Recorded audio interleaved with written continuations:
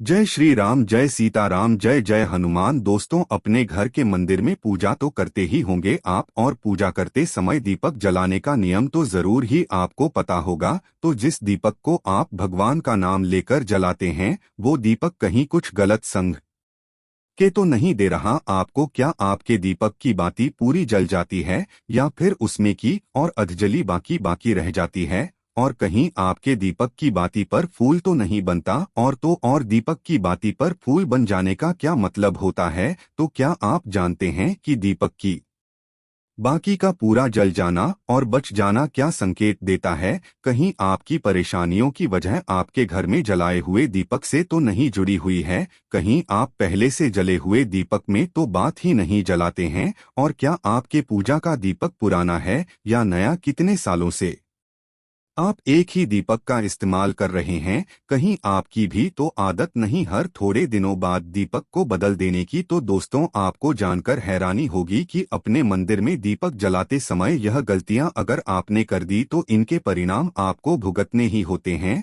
और दीपक की बाती का पूरा जल जाना और बाती का बच जाना भी अलग अलग संकेत देता है, जो हमारे लिए जानना बहुत जरूरी है। इन्हीं सब बातों को जानने के लिए वीडियो में आखिरी तक हमारे साथ बने रहिएगा। तो दोस्तों, स्वागत है आप सभी का हमारे YouTube चैनल मंत्र ज्ञान पर। आगे बढ़ने से पहले वीडियो को लाइक कर दें और चैनल को सब्सक्राइब जरूर कर लें, ताकि बालाजी की कृपा आप पर सदैव बनी रहे। तो दोस्तों, जब हम पूजा करते हैं तो हमारा दीपक कभी कभी अचानक से बुझ जाता है, और कभी कभी ऐसा होता है कि हमारी पूजा पूरी होने के बाद हम उस दीपक को भगवान के सामने जलता छोड़ देते हैं, लेकिन कुछ समय बाद वह खुद ब खुद बुझ जाता है और उसमें अधजली बाती और भी बचा रह जाता है। और कभी कभी तो हमारा दीपक पूरा जल जाता है और उसमें कोई भी बन जाता है। दोस्तों, इनके अलग अलग नकारात्मक और सकारात्मक परिणाम होते हैं। तो सबसे पहले यह जानते हैं कि अगर हमारी दीपक में फूल बन रहा है तो इसका सीधा मतलब है कि भगवान ने हमारी प्रार्थना को स्वीकार कर लिया है और वह हमारी पूजा से प्रसन्न है। और इसका संकेत वह इस बात में बने इस पुल के माध्यम से देते हैं। अगर आपके घर में दिव्य शक्तियां मौजूद है और आपके साथ साथ वह भी ईश्वर की पूजा में अपना ध्यान लगाती है, तो आपके दीपक की बाती में एक से ज्यादा फूल बनते हैं, और कभी कभी तो साक्षात किसी देवी देवता का रूप भी दिखाई देने लगता है। तो अगर आपके दीपक में फूल बन रहा है तो आप सच में बहुत भाग्यशाली हैं। और इसी के साथ दीपक जलाने के भी कुछ खास नियम आपको जरूर पता होने चाहिए। दोस्तों, अगर आप पहले से जले हुए दीपक में अपनी बात रखकर जलाते हैं तो ऐसा करने से दुर्भाग्य आपका पीछा कभी नहीं छोड़ता है। अगर दीपक में पहले ही जली हुई बातें की राख या फिर रुई है और उसी में नई बातें रखकर आपने जला दी, तो ऐसे में भगवान आपसे प्रसन्न होने की बजाय नाराज हो जाते हैं और आपको इसके बहुत ही भयानक परिणाम देखने को मिलते हैं। आपके बनते हुए काम बिगड़ने लगते हैं, आपकी जोड़ी का धन खर्च होने लगता है और आपके धन आने के सारे रास्ते भी बंद हो जाते हैं। तो हमेशा यह ध्यान रखें कि जब भी आप दीपक जलाएं, साफ सुथरे दीपक का ही इस्तेमाल करें। दोस्तों, इसी के साथ कुछ लोगों की आदत होती है कि वह हर थोड़े दिन बाद अपने दीपक को बदल देते हैं। तो इस पर जी का कहना है कि आप जिस दीपक में पूजा करते हैं, आप उसको कभी मत बदलिए। आप उस दीपक को सिद्ध हो जाने दीजिए। जब कोई दीपक रोजाना भगवान के सामने जलता है तो धीरे धीरे वक्त के साथ वह सिद्ध हो जाता है।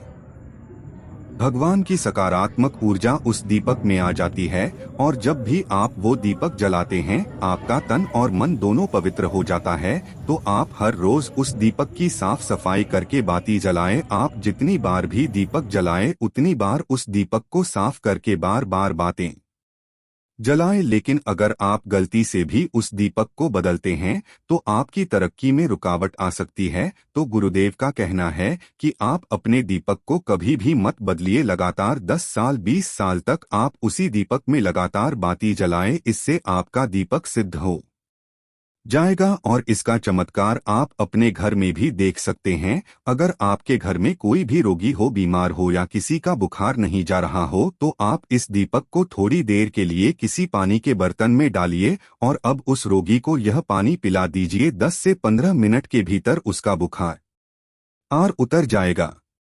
वहीं अगर आपके घर में किसी को नजर लगी हो या फिर आपके व्यापार में किसी की नजर लगी हो, आपका धंधा अच्छे से नहीं चल रहा हो, तो भी आप इस दीपक को तांबे के बर्तन के भीतर पानी में भरकर उसमें डाल दीजिए और रात भर के लिए छोड़ दीजिए। अगले दिन उस पानी का छिड़काव अपने घर में और अपनी दुकान पर करिए। ऐसा करने से आपको साफ साफ परिणाम दिखाई देंगे, क्योंकि जब हम लगातार एक ही वस्तु का प्रयोग अपने पूजा में करते हैं तो वह वस्तु शुद्ध हो जाती है, भगवान की पूजा उस वस्तु में समा जाती है। तो कभी भी अपने मंदिर के दीपक को बदलने की गलती न करें। दोस्तों, अगर आपके मंदिर का दीपक टूट जाता है या फिर खराब हो जाता है या खंडित हो जाता है, आप तभी उस दीपक को बदल सकते हैं, लेकिन फिर भी आप उस दीपक को न फेंकें बल्कि इसे अपने घर में संभाल कर रखें, क्योंकि यह भगवान की सकारात्मक ऊर्जा का भंडार हो आता है। वहीं अब आपको यह भी बता दें कि अगर आपकी बातें पूरी नहीं जलती, आपके दीपक में घी बच जाता है, तो इसका क्या परिणाम होता है। तो सबसे पहले यह देखिए कि अगर आप किसी भी पेड़ पौधे की पूजा कर रहे हैं और उस पूजा में जलाया हुआ दीपक पूरा नहीं जलता या फिर उसमें घी बच जाता है, तो आपके घर में बीमारियां अपना घर बना लेंगी और यह बीमारियां कभी भी आपका पीछा नहीं छोड़ेगी। इसलिए आप जब भी किसी पेड़ पौधे की या किसी भी जगह की पूजा करें तो ध्यान रखें कि उसकी बातें पूरी जले और उस बर्तन में घी न बचे, क्योंकि यह आपकी अच्छी सेहत के लिए बहुत ही ज्यादा अच्छा प्रभाव देगा।